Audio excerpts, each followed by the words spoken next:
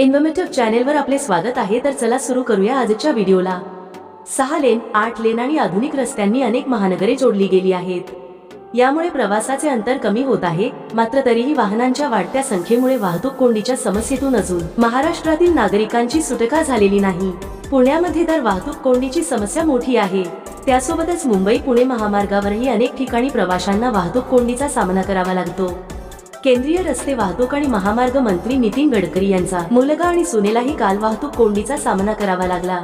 पुणेकरांची वाहतूक कोंडीतून सुटका करण्याचा प्रयत्न सरकार करत असल्याची माहिती नितीन गडकरी यांनी दिली आहे।